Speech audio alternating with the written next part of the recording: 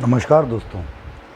आज मैं आपको एक कहानी सुनाने जाता हूँ, एक ही थैली के चट्टे बट्टे, जिसका शीर्षक है चलिए तो कहानी शुरू करते हैं। लगभग सभी अनुपम को एक स्मार्ट बच्चा मानते थे।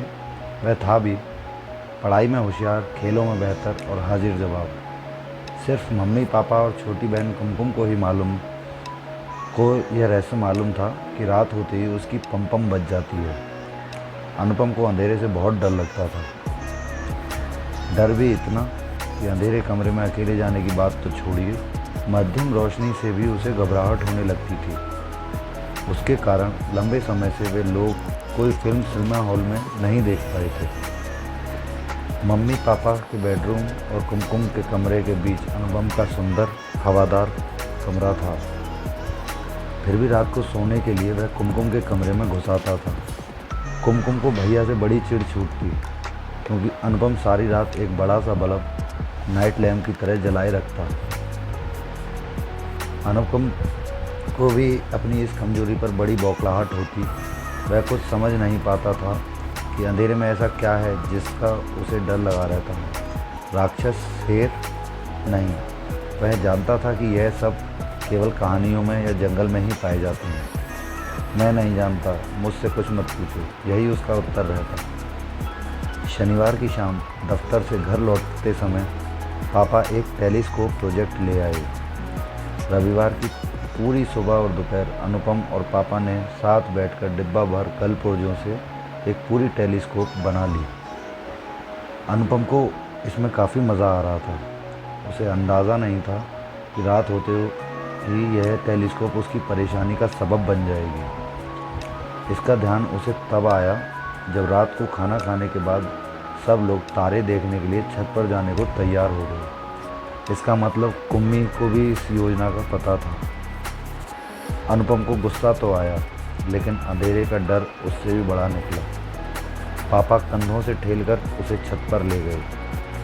पापा का सोचना था कि चंद्रमा, तारे और नक्षत्रों की तिलिस्मी दुनिया देखकर अनुपम उसमें खो जाएगा और उसका भय भी जाता रहेगा। लेकिन ऐसा कुछ भी नहीं हुआ। अनुपम की आंखें आकाश के नज़ारों से ज़्यादा आसपास के अंधेरे को टटोल रही थीं।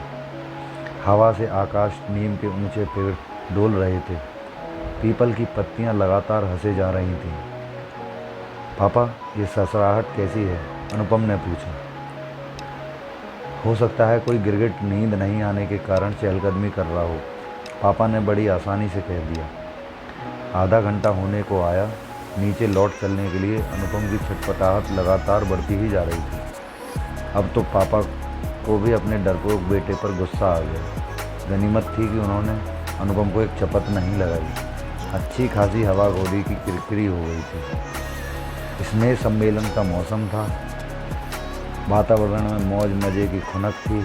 पढ़ाई पर जोर कम था। एक दोपहर क्लास टीचर कक्षा में आई और मेज़ पर ही बैठ गई। बिना बताए बच्चे जान गए कि आज कुछ खास बात है। एक रेडियो जॉकी के अंदाज में हवा में हाथ लहराकर टीचर ने घोषणा की कि हम लोग पिकनिक पर जा रहे हैं। पिकनिक पूरे 2 दिन और 2 रातों की होगी। हर किसी को पिकनिक में आना ज़रूरी है। बच्चे तो खुशी से उछल पड़े, किलकारियाँ भरने लगे और मारे उत्तेजना के मेज़ थपथपाने लगे। इधर अनुपम के पेट में मारे डर के मरोड़े उठने लगे। 2 दिन तो ठीक है, घर से दूर एक रात भी वह कैसे निकाल पाएगा? रात को खाने की मेज़ पर अनुपम का लटका हुआ मुंह देखकर पापा ने उसका कारण पूछा। पिकनिक की बात के साथ बिना रुके अनुपम ने यह भी बता दिया कि 2 दिन की मटर गश्ती करने के बजाय वह घर में रहकर पढ़ाई करना चाहता है। इसलिए पापा उसके लिए डॉक्टर के प्रमाण पत्र की व्यवस्था कर दें। पापा सब जानते थे कि पिकनिक छोड़कर पम को पढ़ाई क्यों सूझ रही है। उन्होंने कड़े शब्दों में कह दिया, अनुपम को जाना ही होगा, पढ़ाई होते रहेगी। दोस्तों के साथ मिलजुल कर रहने के मौके बार बार नहीं मिलते। पिकनिक पर जाओगे तो 2 बातें सीख कर ही आओगे। अब तो दिन के उजाले में भी खाने खेलने से अनुपम का मन उचट गया। जंगल के अंधेरे में जो होगा सो होगा। सहपाठियों के सामने पोल खुल जाएगी सो अलग। बड़ा स्मार्ट बना फिरता था बच्चों। आखिर पिकनिक का दिन आ पहुंचा। बच्चे खुशी खुशी बस में सवार हुए। गाते हंसते शोर मचाते सब चल पड़े। अनुपम अपनी सीट पर सहमा दुबका बैठा रहा। झमझमा फॉल्स पहुंचकर उसने देखा कि जंगल के बीच में खुले हिस्से में 30-35 छोटे छोटे तंबू लगे हैं। यहीं उन सबको रहना सोना था। अनुपम अपने जैकेट के अंदर हनुमान चालीसा की पोथी भींचे हुए बस से नीचे उतरा। टीचर ने बताया, हर तंबू में 2 बच्चे रहेंगे, अपना अपना पार्टनर चुन लो।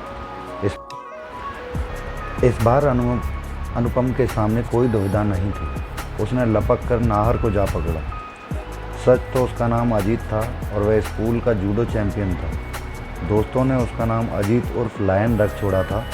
हिंदी के शिक्षक ने उसका नाम बदलकर नाहर कर दिया था।